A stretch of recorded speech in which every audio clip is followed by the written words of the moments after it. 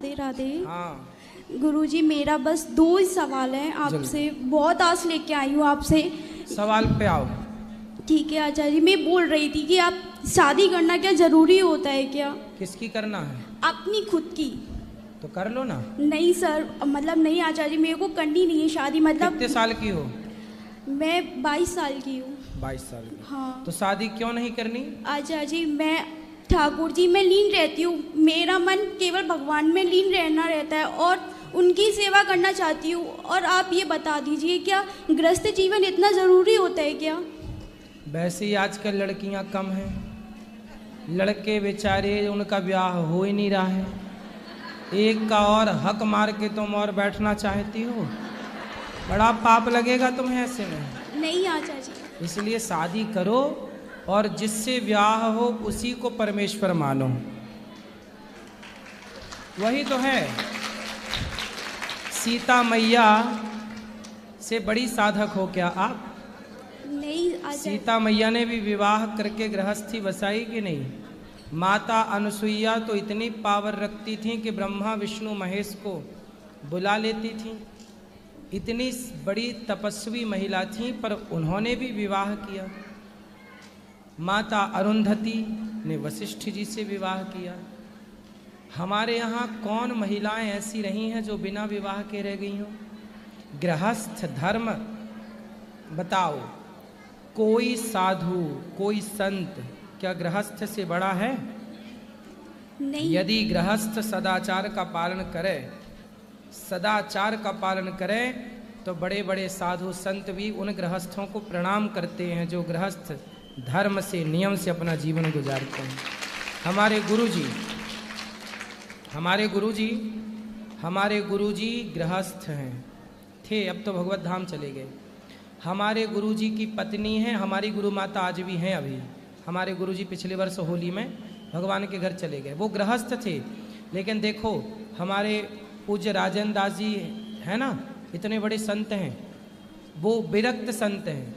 लेकिन वो विरक्त संत हो करके हमारे गुरुजी जो गृहस्थ थे उनके पांव धो करके, पूज्य श्री मलुक पीठ वाले महाराज जी हमारे गुरुजी के पांव धो के पीते थे। जबकि मलुक पीठ वाले महाराज जी विरक्त संत हैं, वो साधु हैं, पर वो साधु एक गृहस्थ आचार्य के चरण धो के पी रहे हैं।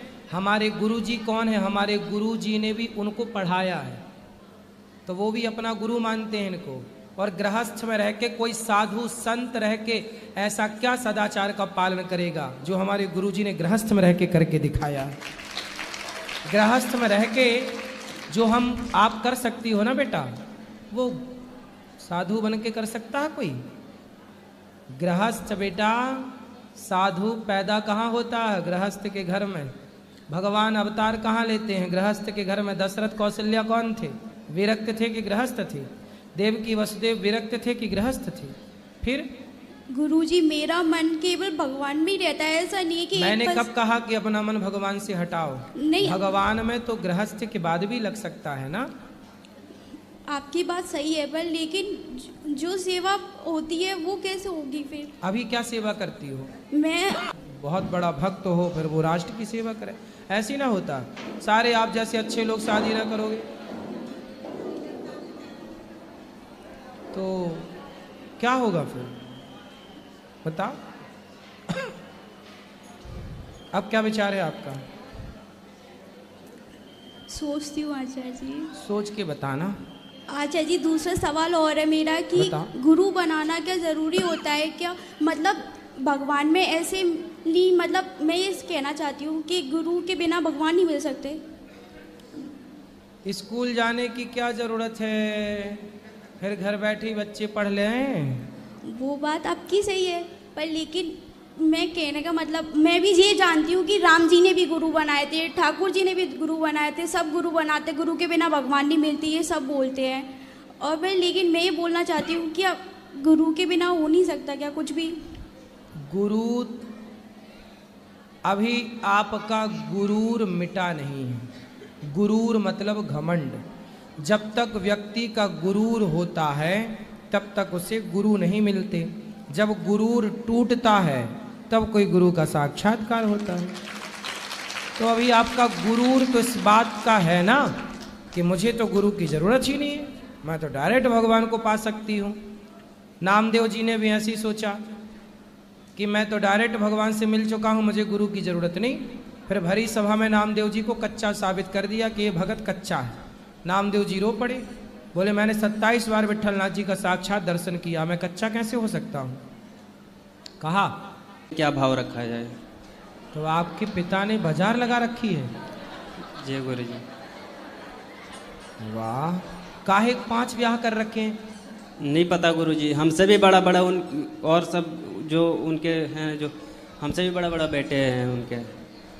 तो मतलब आपकी 5 माता हैं? हाँ, लेकिन घर से थोड़ा दूर दूर में है। तो ब्लैक में है कि वाइट में है? एक को तो देखा हूँ, फिर सबके घर जाते हैं। हमारे माँ, हम 5 भाई थे, एक भाई चले गए भगवत धाम बड़े वाले, बाकी हम 4 भाई 1 बहन है, सबको माँ फल बेच करके सबको बड़ा किए हैं। तो आपके जो और माँ के जो भाई जन हैं वो आपसे मिलते हैं? नहीं गुरु जी। तो आपको पता भी है कि आपके और कितने भाई हैं? एक का ही पता है, जो घर के बगल में रहते हैं उनके।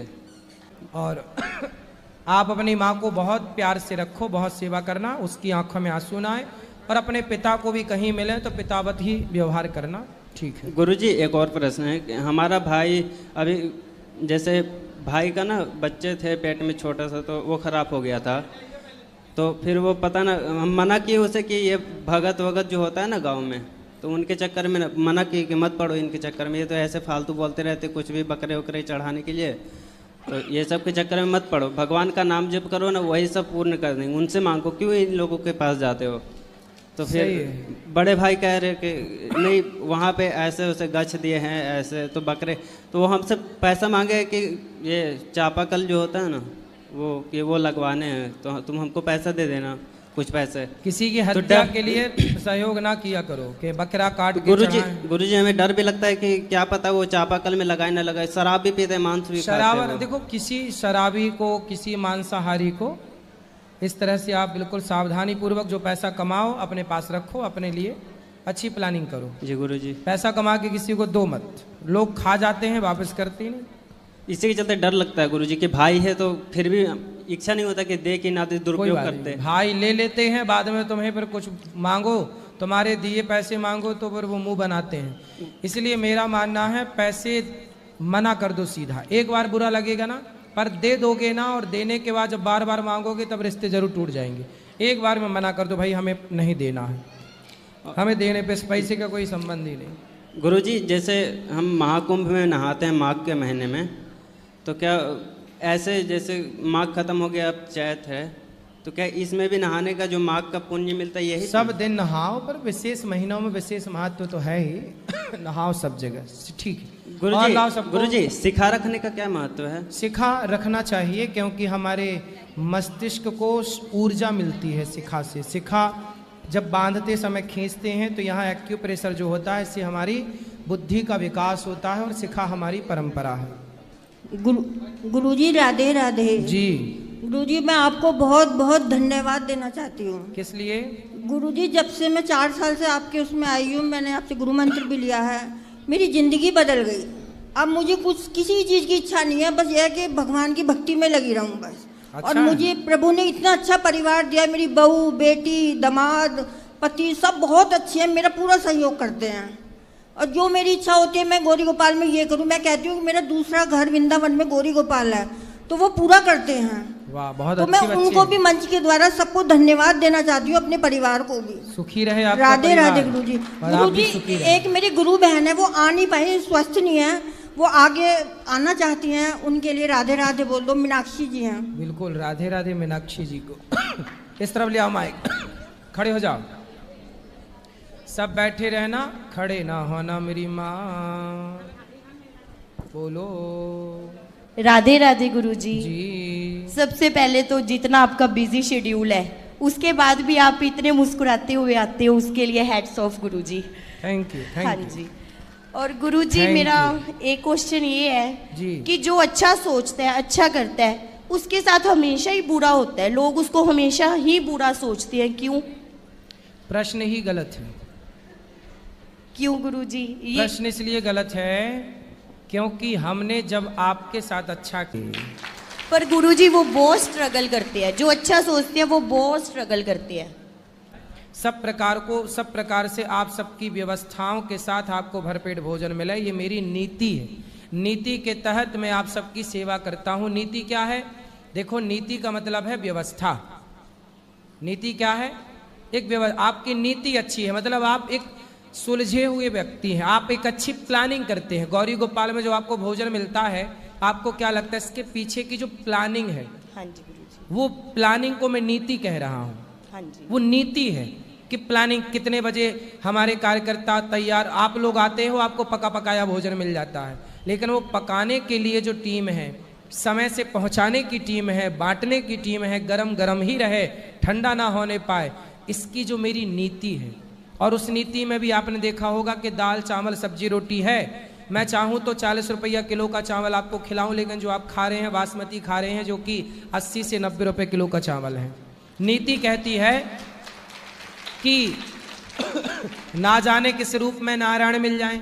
जी गुरुजी। तो मेरी नीति है कि मैं आप सबकी सब प्रकार से व्यवस्थाएं करूं। नीति और नियत। अब मेरी नियत पे आओ। मेरी नियत पे आओगे तो देखो, 40 रुपया किलो का चावल मिलता है, मैं 40 वाला खिलाता, आप लोग मना नहीं करते, लेकिन यहाँ 90 रुपये किलो वाला मिल रहा है। क्यों? मेरी नीयत अच्छी है ना, क्योंकि मुझे लगता है कि पता नहीं किस रूप में भगवान आके भोग लगा करके जाएं। तो क्या आपकी प्लानिंग बेहतर है? चाहे व्यापार के लिए हो, चाहे आपके अन्य कार्यों के, नीति और नियत। आपकी नियत कैसी है? आप किस नियत से काम करते हैं? एक बात बताएं, मैंने कई बार ये बात कथा में कही है कि जिस स्त्री का पति नहीं होता और छोटे छोटे बच्चे होते हैं, उस स्त्री को ना लोग अलग अलग नियत से देखते हैं।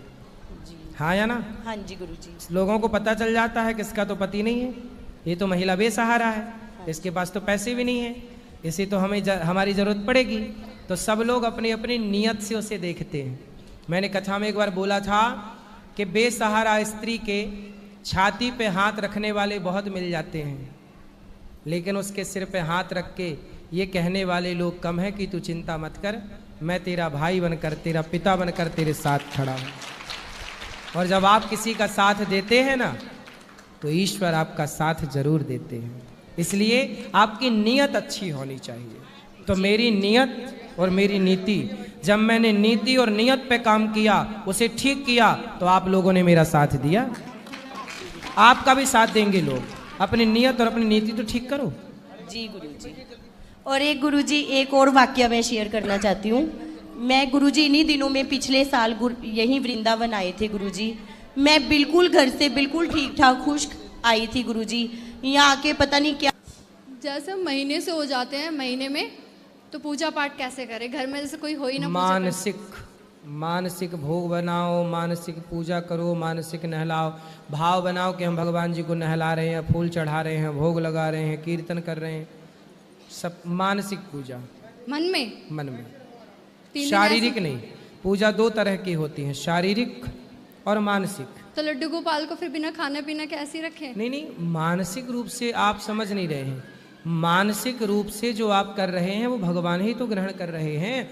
शारीरिक पूजा से बड़ी मानसिक ही है। शारीरिक पूजा इसलिए बनी थी कि शारीरिक से धीरे धीरे मानसिक में चले जाओ, पर आप लोग अंदर की तरफ जाते नहीं है। बहिर्मुखी और अंतर्मुखी क्या है?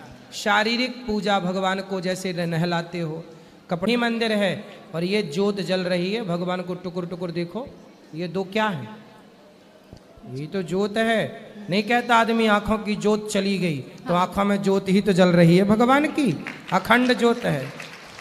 ठीक है, शुक्रिया पंडित जी। गुरुजी, आपके चरणों में कोटि कोटि प्रणाम। जी। जय श्रीमन नारायण गुरुजी। जय श्रीमन नारायण। गुरुजी, जैसे मंत्र जप करने वाला माला हम घर पे भूल गए, तो यहाँ पे जाप कैसे करें? कोई बात नहीं, जरूरत नहीं है माला की, ऐसी मन में चलता रहे हर समय भगवान का नाम, श्रीमन नारायण चलता। तो मेरा मानना गुरुजी, एक बार आप नीम करोड़ी धाम चलें, थोड़ा महिमा बताएं नीम करोड़ी धाम की, कि नीम करोड़ी धाम जो नीम करोड़ी बाबा थे, उन्होंने कैसे ट्रेनें रुकवाई, या मतलब कैसे संत का अपमान जो भारत देश में हुआ है, वो जो महान संत थे जिनका अपमान हुआ है, उन्होंने अपनी शक्ति द्वारा मतलब अपना परिचय जो दिया है उनके बारे में गुरुजी थोड़ा सा व्याख्या करें। जरूर। और एक बार नीम करोड़ी आप जरूर चलें। चलेंगे, हम गए थे एक बार आप वहाँ। जब नहीं, आपको जब टाइम हो फ्री हो आप मेरे साथ चलना। जरूर जरूर जरूर। ठीक जरूर। ठीक है, राधे राधे गुरु। राधे राधे। गुरुजी राधे राधे। हाँ मैया जी मैं आपका सत्संग टीवी पर सुनती हूँ रोज डेली। हाँ, लेकिन मुझे बहुत अच्छा लगता है। बस ये लगता है कि आपके प्रश्न का जवाब मैं दे दूँ, लेकिन दूँ कैसे, सामने हूँ जब भी तो दूँ। सही है। यही लगता है कि दो भाई हैं। देखो, इसलिए बड़े बुजुर्गों ने बड़ी समझदारी से चीजें बनाई थी, क्योंकि उनको पता था कि तुम्हारा देख दो बेटे हैं, बेटों के साथ नहीं रहती मैया, बेटी के घर में रहती है। और गुरुजी जो मेरी ननंद है वो उन्होंने मतलब मेरे जेठ और जेठानी को